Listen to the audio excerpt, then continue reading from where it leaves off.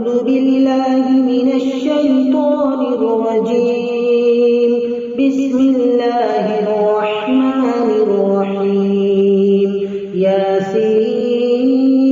والقرآن الحكيم إنك لمن المرسلين على صراط مستقيم تنزيل العزيز الرحيم لتنذر قوما ما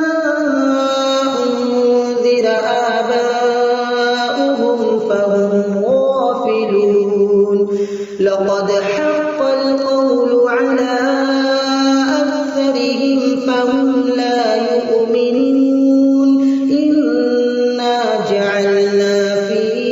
أعناقهم أغلالا فهي إلى الأذقان فهم مقمحون وجعلنا من بين أيديهم سدا ومن خلفهم سدا فأغشيناهم فهم لا يبصرون وسواء عليهم أأنذرتهم أم لم تنذرهم لا يؤمنون إنما تنذر من اتبع الذكر وخشي الرحمن بالغيب فبشره بمغفرة وأجر كريم. إنا نحن نحيي الموتى ونكتب ما قدموا وآثارهم وكل شيء أحصيناه في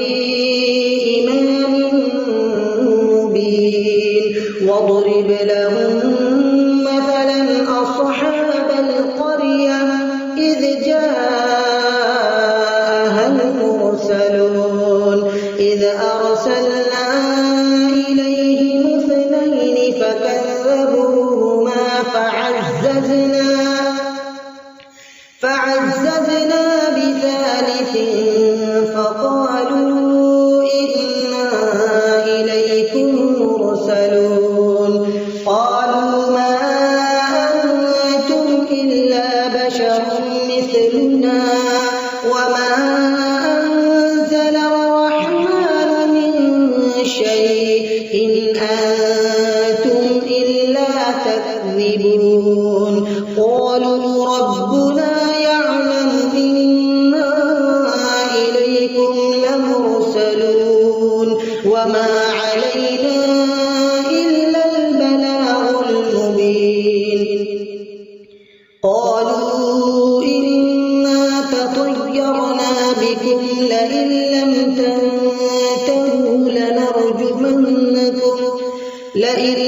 تنتهوا لنرجمنكم وليمسنكم منا عذاب أليم قالوا طائركم معكم أئن ذكرتم بل أنتم قوم مسرفون وجاء من أقصى المدينة رجل يسعى قال يا قوم اتبعوا المرسلين اتبعوا من لا يسألكم أجرا وهم مهتدون وما لي لا أعبد الذي فطرني وإليه ترجعون أأتخذ من دونه آلهة إن يردني الرحمن بضر لا تغن عني شفاعتهم شيئا ولا ينقذون إني إذا لفي ضلال مبين إني آمنت بربكم فاسمعون قيل ادخل الجنة قال يا ليت قومي يعلمون بما غفر لي ربي وجعلني من المكرمين وما أنزلنا على قومه من بعده من جند من السماء وما كنا منزلين إن كانت إلا صيحة واحدة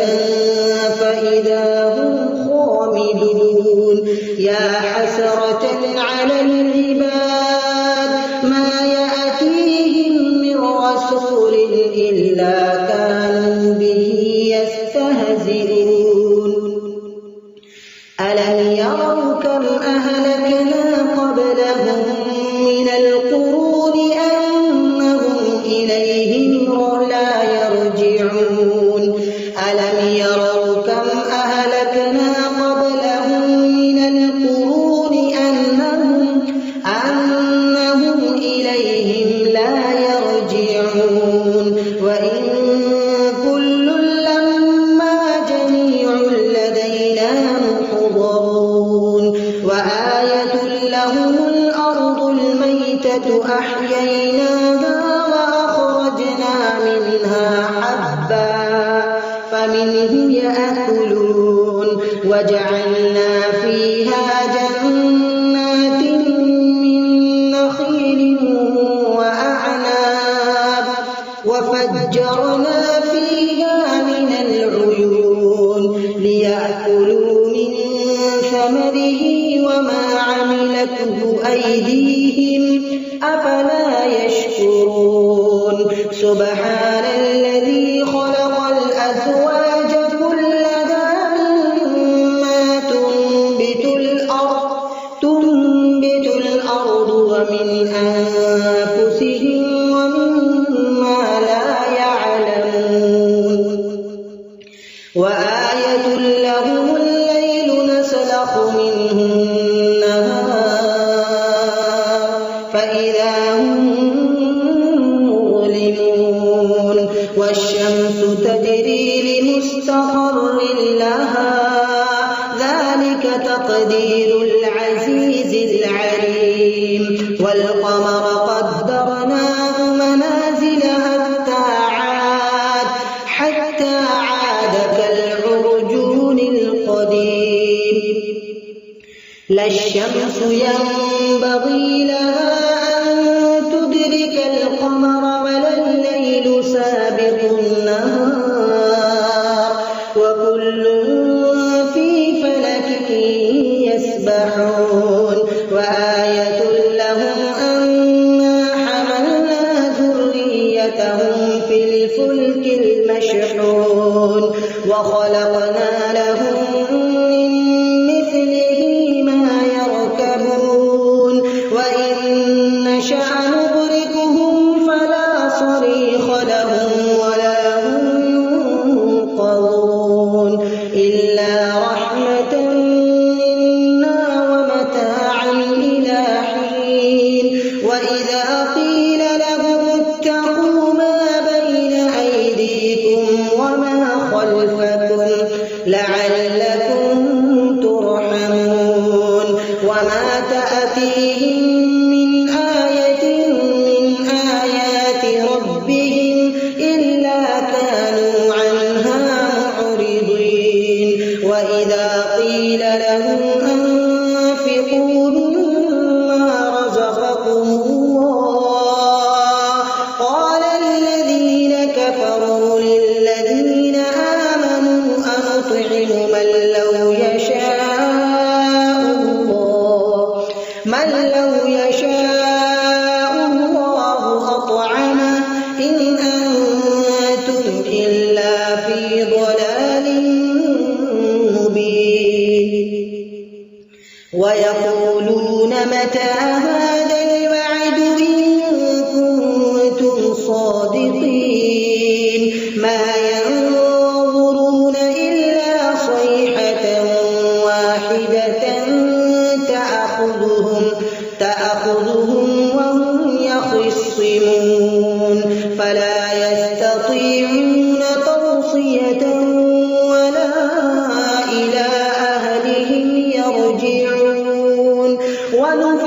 الصور فإذا هم من الأجداث إلى ربهم ينسلون قالوا يا ويلنا من بعثنا من مرقدنا هذا ما وعد الرحمن وصدق المرسلون إن كانت إلا صيحة واحدة فإذا هم جميع لدينا محضرون فاليوم لا تظلم نفس شيئا ولا تجزون إلا ما كنتم تعملون إن أصحاب الجنة اليوم في شغل فاكهون هم وأزواجهم في ظلال على الأرائك متكئون لهم فيها فاكهة ولهم ما يدعون سلام قولا من رب رحيم وامتازوا اليوم أيها المجرمون ألم أعهد إليكم يا بني آدم ألا تعبدوا الشيطان إنه لكم عدو مبين وأن اعبدوني هذا صراط مستقيم ولقد أضل منكم جبلا كثيرا أفلم تكونوا تعقلون هذه جهنم التي كنتم توعدون اصلوها اليوم بما كنتم تكفرون اليوم نختم على أفواههم وتكلمنا أيديهم وتشهد أرجلهم بما كانوا يكسبون ولو نشاء لطمسنا على أعينهم فاستبقوا الصراط فأنى يبصرون ولو نشاء لمسخناهم على مكانتهم فما استطاعوا مضيا ولا يرجعون ومن نعمره ننكسه في الخلق أفلا يعقلون وما علمناه الشعر وما ينبغي له إن هو إلا ذكر وقرآن مبين لينذر من كان حيا ويحق القول على الكافرين أولم يروا أنا خلقنا لهم مما عملت أيدينا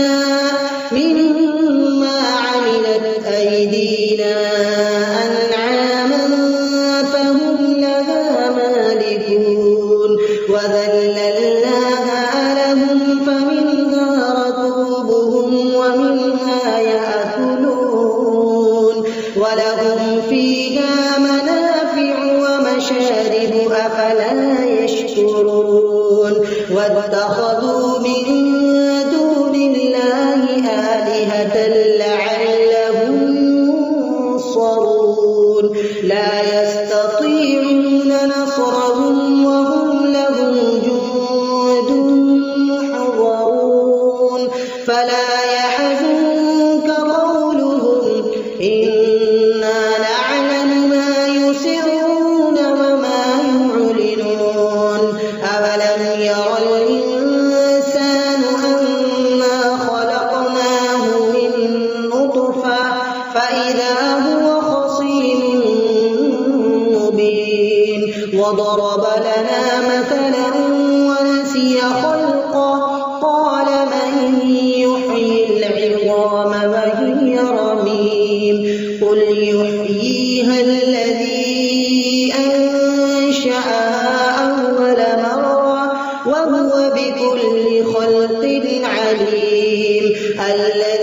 جعل لكم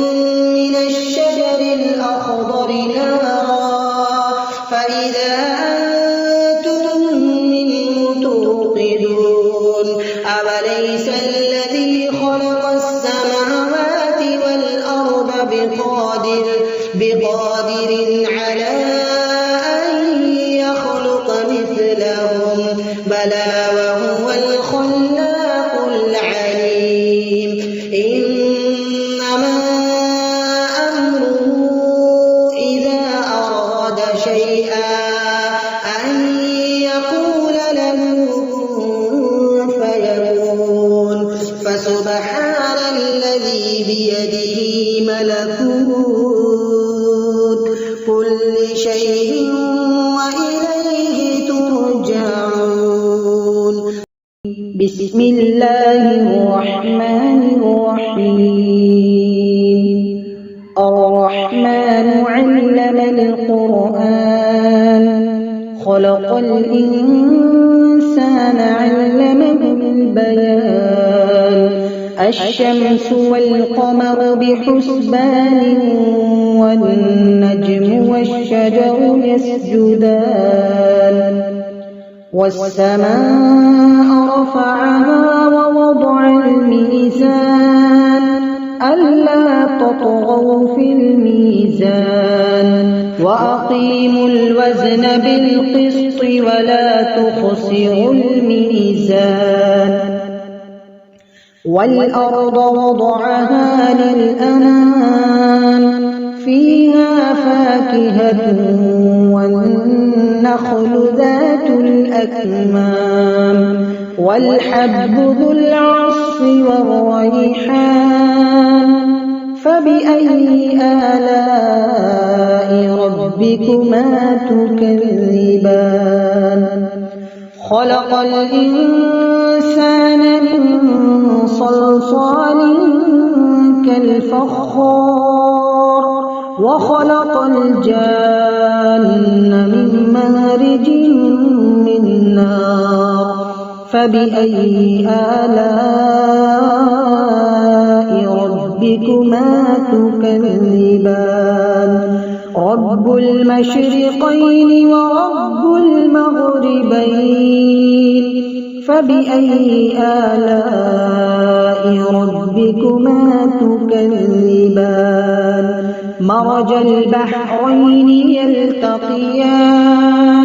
بينهما برزخ لا يبغيان فبأي آلاء ربكما تكذبان يخرج منهما اللؤلؤ والمرجان فبأي آلاء ربكما تكذبان وله الجوار المنشآت في البحر كالأعلام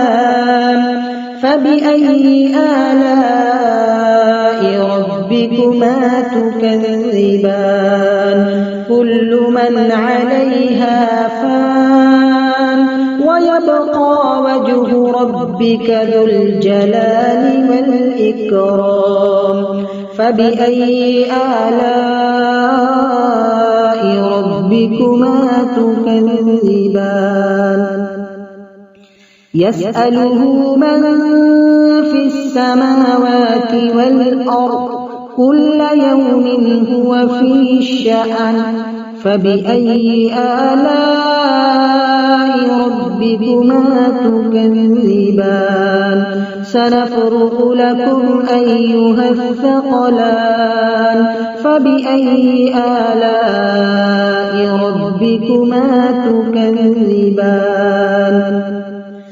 يا معشر الجن والإنس إن استطعتم أن تنفذوا من أقطار السماوات والأرض فانفذوا لا تنفذون إلا بسلطان فبأي آلاء ربكما تكذبان يرسل عليكما شواظ ونحاس فلا تنتصران فبأي آلاء ربكما تكذبان فإذا انشقت السماء فكانت وردة كالدهان فبأي آلاء ربكما تكذبان فيومئذ لا يسأل عن ذنبه إنس ولا جان فبأي آلاء ربكما تكذبان يعرف المجرمون بسيماهم فيؤخذ بالنواصي والأقدام فبأي آلاء ربكما تكذبان هذه جهنم التي يكذب بها المجرمون يطوفون بينها وبين حميم آن فبأي آلاء ربكما تكذبان ولمن خاف مقام ربه جنتان فبأي آلاء ربكما تكذبان ذواتا أفنان فبأي آلاء ربكما تكذبان فيهما عينان تجريان فبأي آلاء ربكما تكذبان فيهما من كل فاكهة زوجان فبأي آلاء ربكما تكذبان متكئين على فرش بطائنها من استبرق وجنى الجنتين دان فبأي آلاء ربكما تكذبان فيهن قاصرات الطرف لم يطمثهن إنس قبلهم ولا جان فبأي آلاء ربكما تكذبان كأنهن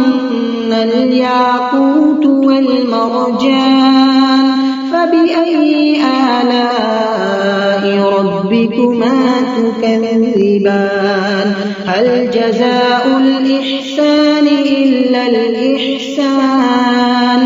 فبأي آلاء ربكما تكذبان ومن دونهما جنتان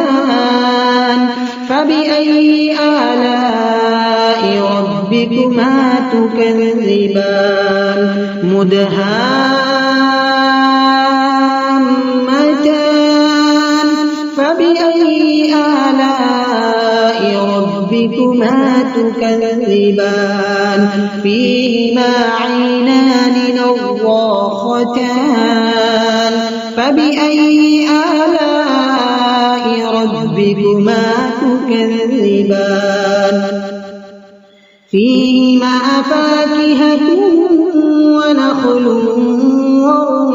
ورمان فبأي آلاء ربكما تكذبان فيهن خيرات حسان فبأي آلاء ربكما تكذبان حور مقصورات في الخيام فبأي آلاء ربكما تكذبان لم يطمثهن إنس قبلهم ولا جان فبأي آلاء ربكما تكذبان متكئين على رفرف خضر وعبقري حسان فبأي آلاء ربكما تكذبان تبارك اسم ربك ذي الجلال والإكرام بسم الله الرحمن الرحيم إذا وقعت الواقعة ليس لوقعتها كاذبة خافضة رافعة إذا رجت الأرض رجا وبست الجبال بسا فكانت هباء منبثا وكنتم أزواجا ثلاثا فأصحاب الميمنة ما أصحاب الميمنة وأصحاب المشأمة ما أصحاب المشأمة والسابقون السابقون أولئك المقربون في جنات النعيم ثلة من الأولين وقليل من الآخرين على سرر موضونة متكئين عليها متقابلين يطوف عليهم ولدان مخلدون بأكواب وأباريق وكأس من معين لا يصدعون عنها ولا ينزفون وفاكهة مما يتخيرون ولحم طير مما يشتهون وحور عين كأمثال اللؤلؤ المكنون جزاء بما كانوا يعملون لا يسمعون فيها لغوا ولا تأثيما إلا قيلا سلاما سلاما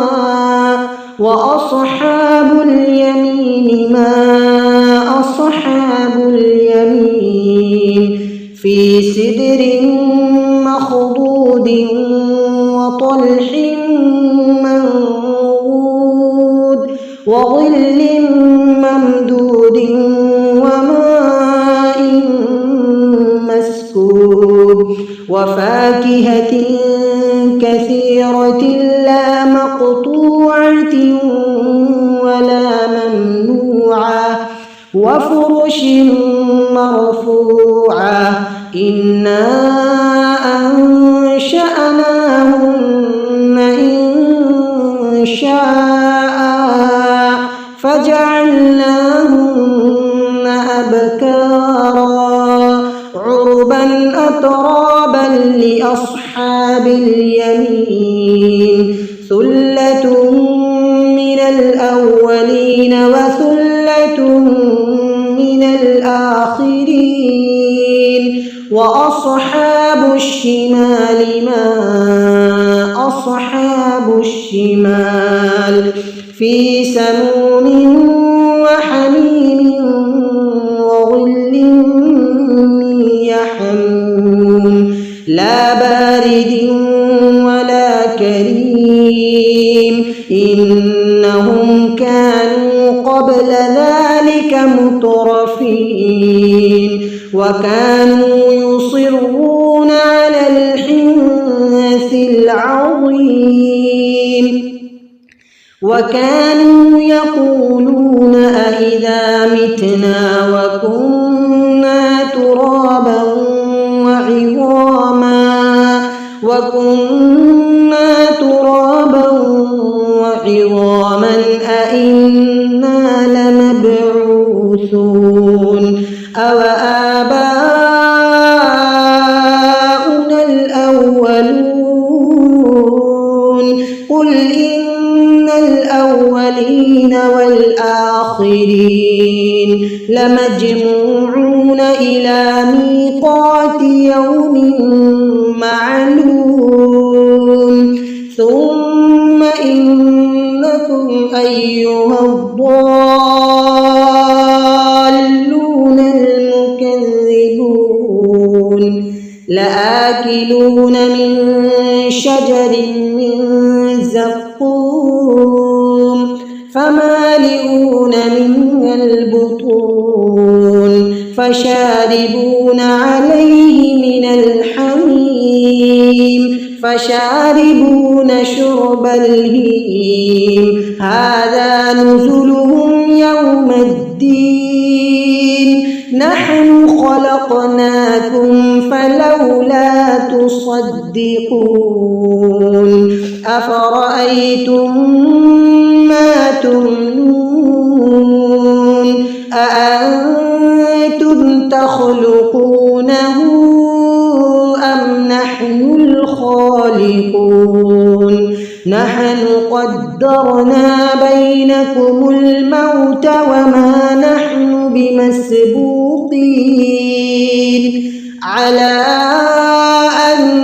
نبدل أمثالكم وننشئكم فيما لا تعلمون ولقد علمتم النشأة الأولى فلولا تذكرون أفرأيتم ما تحرثون أأنتم تزرعونه أم نحن الزارعون لو نشاء لجعلناه حطاما فظلتم تفكهون إنا لمغرمون بل نحن محرومون أفرأيتم الماء الذي تشربون أأنتم أنزلتم من المزن أم نحن المنزلون لو نشاء جعلناه أجاجا فلولا تشكرون أفرأيتم النار التي تورون أأنتم أنشأتم شجرتها أم نحن المنشئون نحن جعلناها تذكرة ومتاعا للمقوين فسبح باسم ربك العظيم فلا أقسم بمواقع النجوم وإنه لقسم لو تعلمون عظيم إنه لقرآن كريم في كتاب مكنون لا يمسه إلا المطهرون تنزيل من رب العالمين أفبهذا الحديث أنتم مدهنون وتجعلون رزقكم أنكم تكذبون فلولا إذا بلغت الحلقوم وأنتم حينئذ تنظرون ونحن أقرب إليه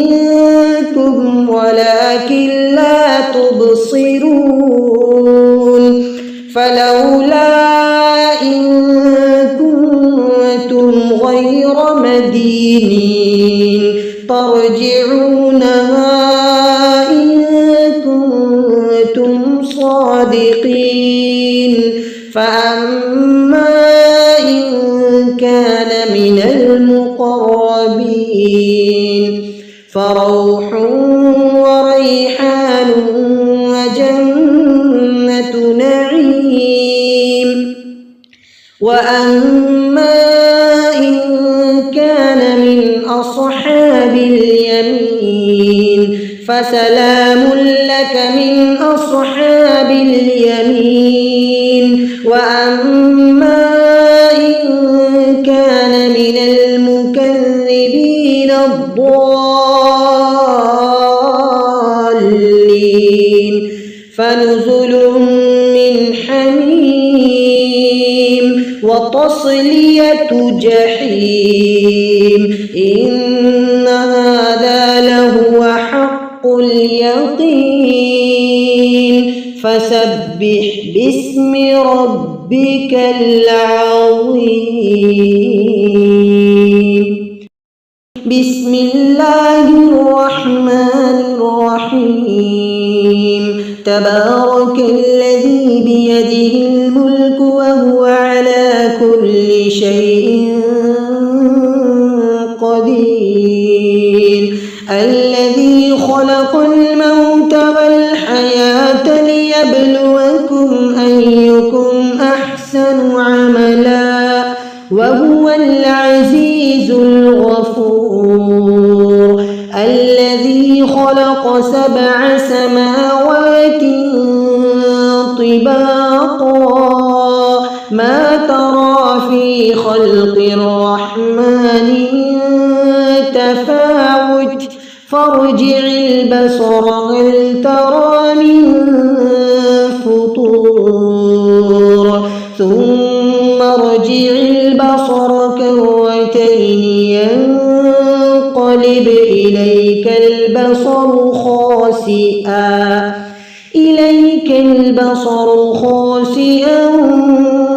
وهو حسير ولقد زينا السماء الدنيا بمصابيح وجعلناها رجوما للشياطين وأعتدنا لهم عذاب السعير وللذين كفروا بربهم عذاب جهنم وبئس المصير إذا ألقوا فيها سمعوا لها شهيقا وهي تفور تكاد تميز من الغيظ كلما ألقي فيها فوج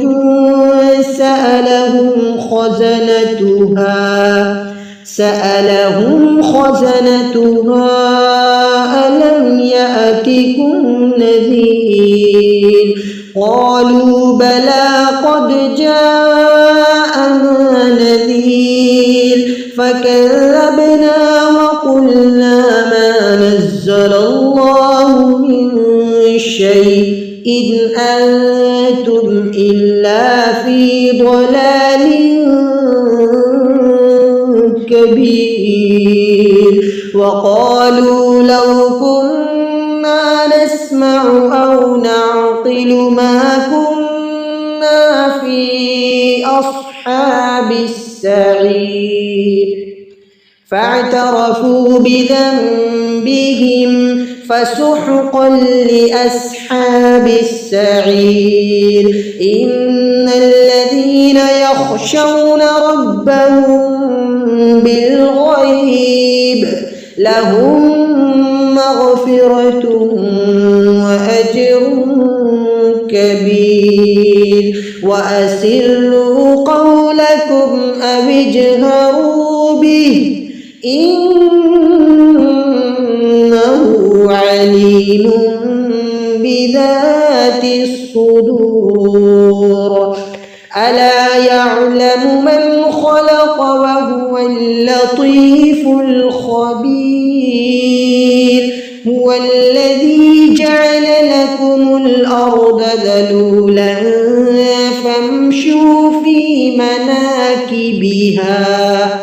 فامشوا في مناكبها وكلوا من رزقه وإليه النشور أأمنتم من في السماء أن يخسف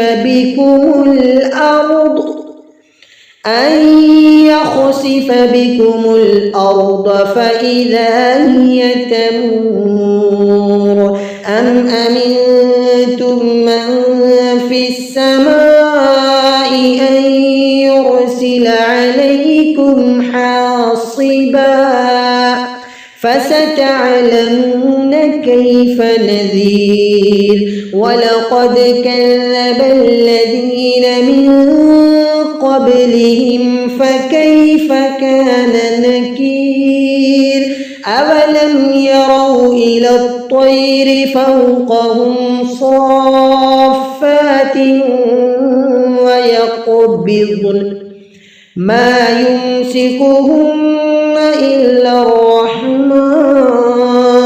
إنه بكل شيء بصير أمن هذا الذي هو جند لكم ينصركم من دون الرحمن إن الكافرون إلا في غرور أمن هذا الذي يرزقكم إن أمسك رزقه بل لجوا في عتب ونفور أفمن يمشي مكبا على وجهه أهدى أمن يمشي سويا على صراط مستقيم قل هو الذي أنشأكم وجعل لكم السمع والأبصار والأفئدة قليلا ما تشكرون قل هو الذي ذرأكم في الأرض وإليه تحشرون ويقولون متى هذا الوعد إن كنتم صادقين قل إنما العلم عند الله وإنما أنا نذير مبين فلما رأوه زلفة سيئت وجوه الذين كفروا وقيل هذا الذي كنتم به تدعون قل أرأيتم إن أهلكني الله ومن معي أو رحمنا فمن يجير الكافرين من عذاب أليم قل هو الرحمن آمنا به وعليه توكلنا فستعلمون من هو في ضلال مبين قل أرأيتم إن أصبح ماؤكم غورا فمن يأتيكم بماء معين صدق الله العظيم.